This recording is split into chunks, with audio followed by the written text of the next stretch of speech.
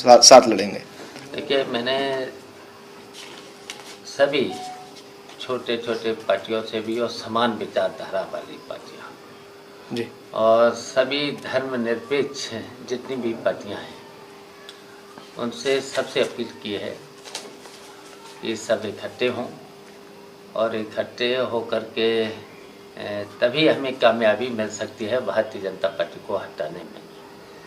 तो आप समाजवादी के साथ भी हैं माना जाए? समाजवादी पार्टी से भी मैंने अपील की है, अखिलेश से भी अपील की है जी कि पहले परिवार भी एक करो और पूरा समाजवादी परिवार जितना भी इधर उधर जितने भी लोग हैं जी जो उपेक्षित महसूस कर रहे हैं जी उनको सबको इकट्ठा करके 2022 का चुनाव, और हमारी पार्टी विलय नहीं करेगी, अलायंस करेगी। किसान लगातार सड़कों पे हैं और किसान जो है अपनी लहराती हुई फसल जोत रहे हैं, इस पर आपका क्या कहना है? देखिए, जो अभी कानून बना है किसान विरोधी कानून है और उनमें जो 3 एक्ट पास कर दिए हैं केवल उद्योगपतियों के लिए, कारपोरेट घराने के लिए फ़ायदा पहुंचाने के लिए ये कानून बना है। और जब कॉन्ट्रैक्ट फार्मिंग होगी ना तो किसान तो मजदूर बन के रह जाएगा और कहीं पर भी अभी तक एमएसपी का कहीं पर भी जिक्र नहीं है, जबकि एमएसपी तो पहले होना चाहिए था। जो किसान अपनी फसल पैदा करता है, जो लागत लगाता है और एक साल जो मेहनत करता है किसान अपनी फसल में, उसका भी मजदूरी जोड़ना चाहिए। और सरकार ने तो वादा किया था कि हम किसानों की आय दोगुनी करेंगे, तो दोगुनी क्या है? पिछले साल देखिए जो धान बिक रहा था 2400 रुपये पर क्विंटल, वो इस साल बिका है 1100-1200। और उसी तरीके से मक्का जो आलू के बाद फसल पैदा कर लेता था, गर्मी में फसल पैदा होती है वो, तो वो पिछले साल तो 2200 बिक रही थी, इस साल तो 1000 रुपये। तो इसी तरीके से जैसे ही देखिए किसानों के हाथ से जो फसल निकल जाती है फिर महंगी होती है। कांग्रेस हमने जो कहा है कि सभी छोटे छोटे दल और बड़े दल जो धर्मनिरपेक्ष दल हैं उनको सबको इकट्ठा करना चाहते हैं और इसलिए करना चाहते हैं कि हमें कामयाबी मिले 2022 में भारतीय जनता पार्टी को हटाने के लिए। कल विधानसभा में तो इसलिए तो हम निकले हैं। अलायंस अभी हुआ नहीं है, अलायंस की आप चर्चा कर रहे हैं तो और अभी तो बहुत समय अपील की है आपने। देखिए, अभी तो 1 साल पड़ा है, 1 साल 1 साल है।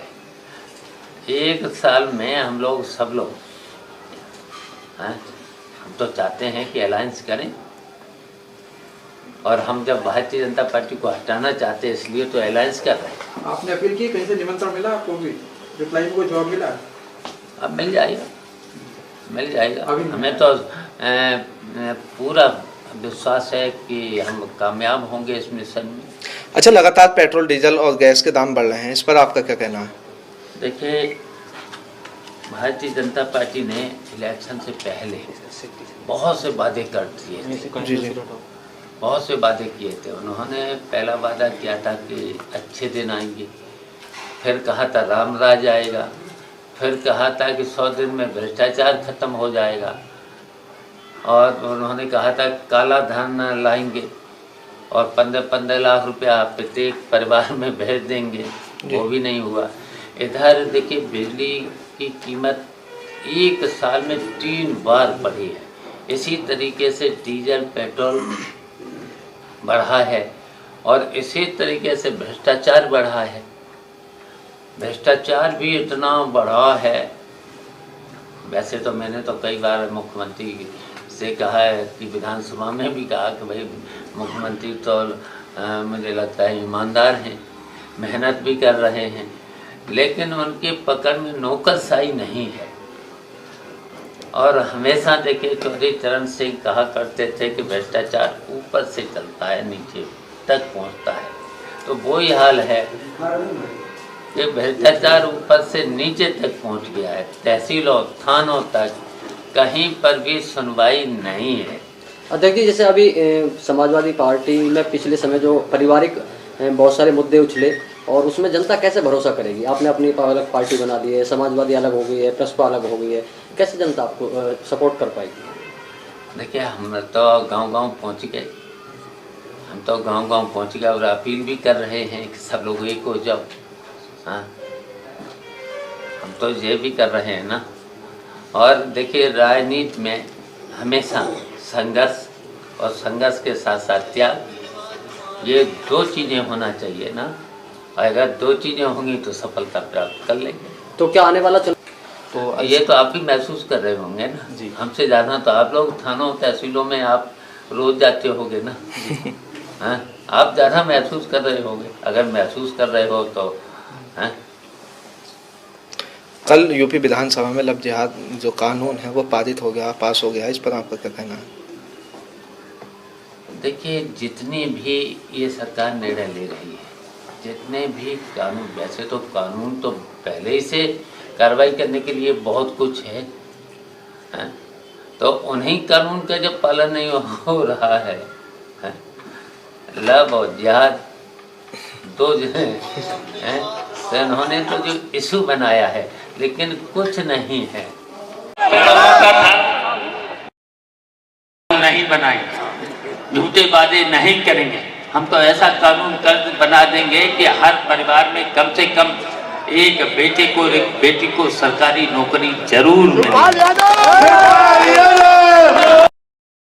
52 में पहली विधानसभा थी, पार्टी गलत वायदे करके हिंदुस्तान में फैल चुकी है और उससे ज्यादा ही बनाने में लगे थे। बताइए, इतने बेईमान अधिकारी जब हो गए हो, इतने बेईमान अधिकारी से मैंने तो देखा है वो समय IAS IPS अधिकारी कभी झूठ नहीं बोलते थे, कभी बेईमानी नहीं करते थे। आज के समय में तो बेईमान ज्यादा मिलेंगे, ईमानदार कम मिल रहे। लोग पब्लिक की बातें सुनना नहीं चाहते, जनता की सुनना नहीं चाहते, जनता की बात को सुनना नहीं चाहते अधिकारी। जबकि लोकतंत्र में, बताओ, प्रजातंत्र में सबसे ज्यादा सम्मान होना चाहिए जनता का, गरीब का, किसान का, मजदूर का, और महिलाओं का भी सम्मान होना चाहिए। रामराज तो तब आता, सबकी बात सुनना चाहिए था। बताओ, आज किसी की सुनी जा रही? आज तो पूरा प्रशासन नौकरशाही। फिर लोकतंत्र का मतलब क्या था, प्रजातंत्र का मतलब क्या था? इसलिए मैंने कहा अब इस समय परिवर्तन जरूरी है। और तभी मैंने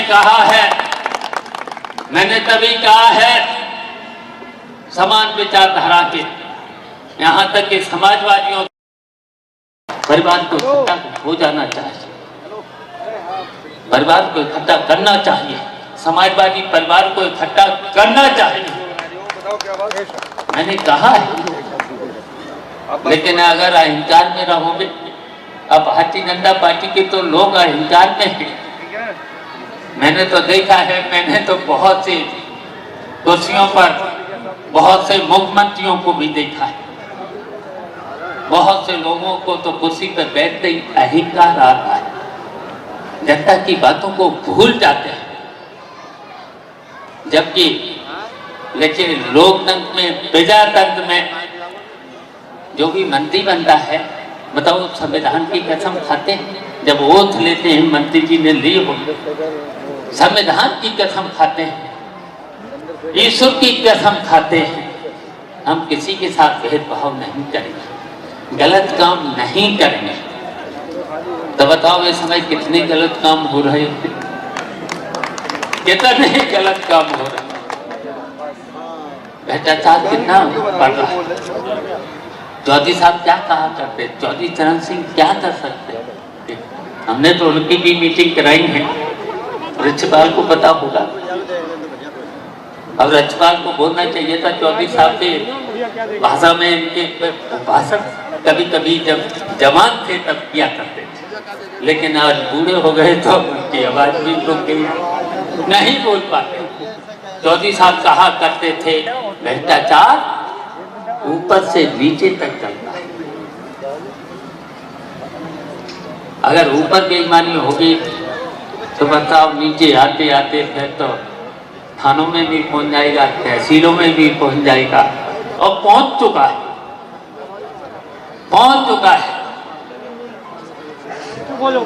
तो इसलिए इन्होंने वादे तो बहुत कुछ कर दिए थे भारतीय जनता पार्टी के, काम कोई नहीं किया है, कोई काम नहीं किया है। बताओ नोटबंदी से क्या फायदा हुआ? नोटबंदी से तो पूरे देश की अर्थव्यवस्था प्रभावित हुई। बताओ जीएसटी में कहा था कि 1 कर लगेगा। अब पूछो छोटे छोटे दुकानदारों को, छोटे छोटे व्यापारियों, बड़े व्यापारियों पे तो कोई असर नहीं पड़ता है।